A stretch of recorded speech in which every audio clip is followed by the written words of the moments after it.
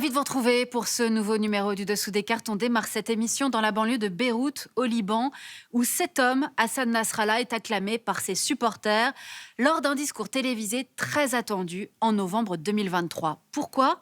Eh bien parce que cet homme, c'est le chef du Hezbollah, puissante organisation libanaise, presque un État dans l'État, et que cette photo a été prise au début de la guerre Hamas-Israël, quand chacun se demandait si le Hezbollah, allié de l'Iran et du Hamas, allait annoncer son entrée en guerre contre Israël. Une scène symptomatique de ce que vit le Liban depuis des décennies, vivre au rythme des guerres des autres. Le conflit israélo-palestinien, la guerre en Syrie, la rivalité entre l'Iran et l'Arabie saoudite, le tout avec un système politique qui favorise les logiques communautaires et les ingérences étrangères. Sortons nos cartes. Le Liban est situé sur la rive orientale de la Méditerranée. Il a pour voisins la Syrie, Chypre et Israël. C'est un petit pays au relief accentué, encadré par deux hautes chaînes de montagnes. Un territoire contrasté, habité par 18 communautés de confessions différentes, au sein desquelles les chiites, les sunnites et les chrétiens sont majoritaires. Ce morcellement du territoire libanais se retrouve dans le fonctionnement politique du pays depuis la reconnaissance de l'émirat du Mont-Liban en 1861 par le pouvoir ottoman. Ce sont alors les chrétiens maronites et les druzes, une branche de l'islam, qui se partagent le pouvoir dans un régime baptisé Mutassarrifia. Après la chute de l'Empire ottoman, le Liban passe sous la tutelle française qui maintient le système de gouvernance communautaire. Soutenu par la France, le pays étend ses frontières et intègre des populations majoritairement sunnites et chiites. La Mutassarrifia va évoluer vers un système républicain avec répartition des pouvoirs entre chrétiens, sunnites et chiites. Depuis l'indépendance en 1943, les 18 communautés qui vivent dans le pays n'ont cessé de se confronter sur fond de conflits régionaux.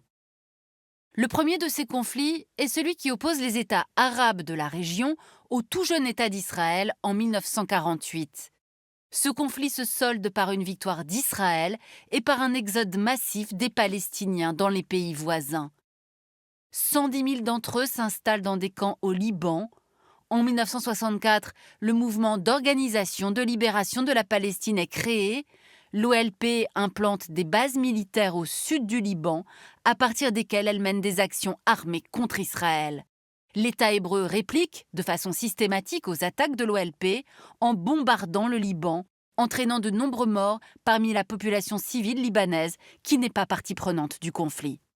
L'arrivée de cette population palestinienne à 80% musulmane déstabilise l'équilibre politico-religieux du Liban et crée une profonde division politique.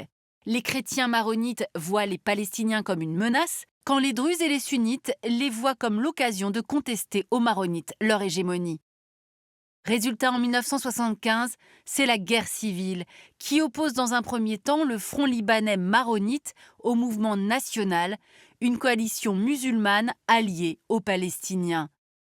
Beyrouth est le principal terrain d'affrontement des milices rivales. 1976, la Syrie voisine, dirigée par Hafez el-Assad, envahit le nord du Liban sous prétexte de s'interposer entre les belligérants.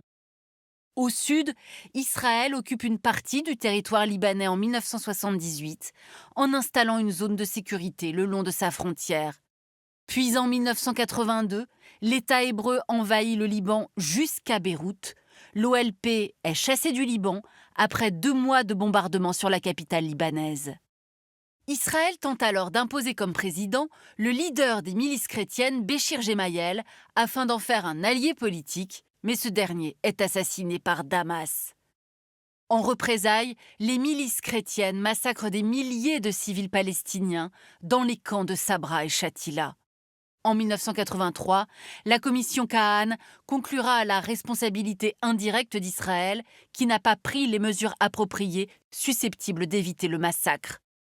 L'armée israélienne fait alors face à une insurrection populaire libanaise qui la contraint à se replier au sud du pays sur sa zone de sécurité. Ce retrait va donner l'avantage à la Syrie, présente au nord et à l'est, et va rebattre les cartes des forces en présence.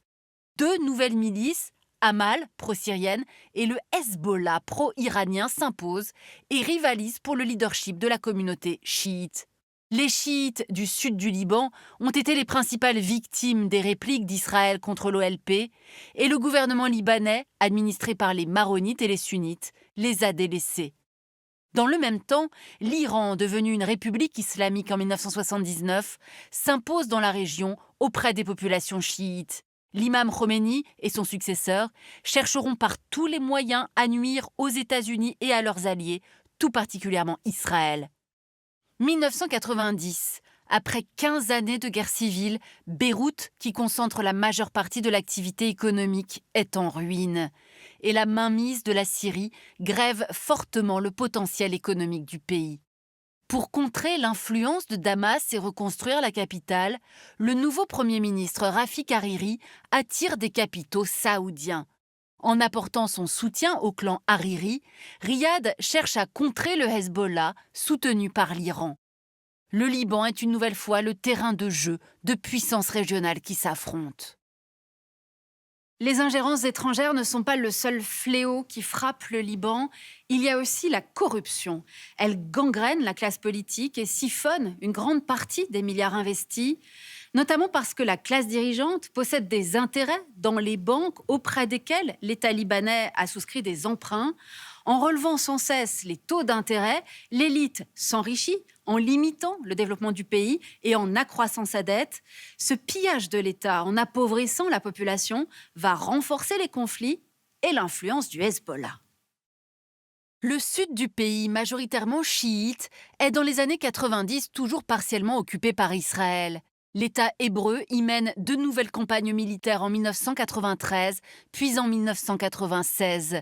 Particulièrement meurtrière, elle renforce la popularité du Hezbollah. En mai 2000, le lourd bilan humain de son occupation contraint Israël à retirer ses troupes en deçà d'une ligne correspondant à peu près à la frontière de 1949, la ligne bleue sous contrôle onusien, à l'exception de l'enclave de Shebaa, dont les ressources en eau sont un enjeu majeur pour Israël. Cette enclave va servir de prétexte au Hezbollah pour poursuivre ses attaques contre l'État hébreu. En 2005, après l'assassinat de l'ancien Premier ministre Rafik Hariri, la Syrie, considérée comme responsable, retire ses troupes sous la pression nationale et internationale. Le Hezbollah décide alors d'entrer au gouvernement, renforçant le camp favorable au régime d'Assad, aux côtés des factions chrétiennes du courant patriotique libre et des autres chiites du mouvement Amal. Face à eux, le camp pro-saoudien et pro-occidental regroupe une alliance tout aussi hétéroclite entre druzes, sunnites et les autres factions chrétiennes.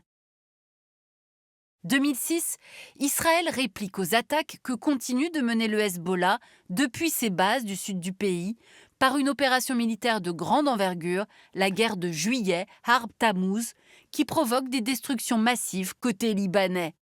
La résolution onusienne 1701 va mettre un terme au conflit en permettant le retour de l'armée libanaise au sud du pays qu'elle ne contrôlait plus, limitant ainsi l'influence du Hezbollah. Mais en 2011, la guerre civile qui éclate en Syrie rebat une nouvelle fois les cartes. Le Liban fait face à une nouvelle vague massive de réfugiés, avec l'arrivée progressive d'1 500 000 Syriens. L'est du pays sert par ailleurs de base arrière aux rebelles qui luttent contre Damas. Sur le plan politique, la division entre les camps pro- et anti-Assad bloque le fonctionnement de l'État libanais. À partir de 2013, l'engagement militaire du Hezbollah aux côtés des forces syriennes de Bachar el-Assad contre les rebelles renforce l'assise du mouvement chiite sur l'est du pays, tout en entraînant une vague d'attentats au Liban revendiquée par Al-Qaïda. Les rangs des troupes du Hezbollah grossissent au fil des ans. Ils avoisineraient, au dire de l'organisation, les 100 000 hommes, un chiffre supérieur à celui de l'armée régulière libanaise. Le Hezbollah est également soupçonné de faire partie des responsables de la présence des centaines de tonnes de nitrate d'ammonium à l'origine de l'explosion du port de Beyrouth en 2020. Une catastrophe qui a fait plus de 200 morts, privé 300 000 personnes de leur logis et amputé le pays de 70% de ses importations. Après cette ultime catastrophe, le pays s'enfonce dans la crise économique qui la frappe durement depuis 2019, avec une inflation record.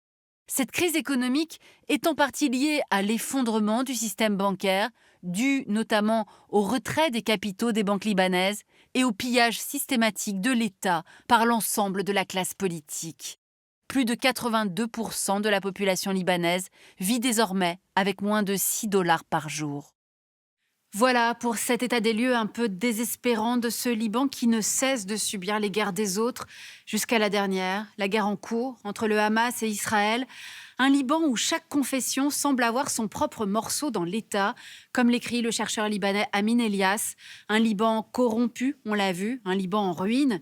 Comme elle semble loin, dès lors, l'époque du Liban du début des années 70, avec ses montagnes, son multiculturalisme, son économie ouverte et son secret bancaire, comme l'écrit L'Orient le jour, ce Liban à qui on promettait un avenir radieux.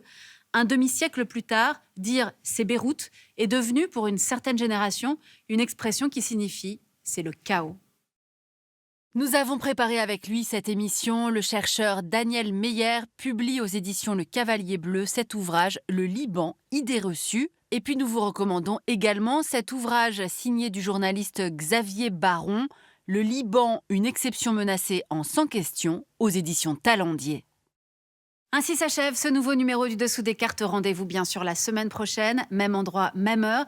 Et d'ici là, n'oubliez pas arte.tv et nos réseaux sociaux. À bientôt.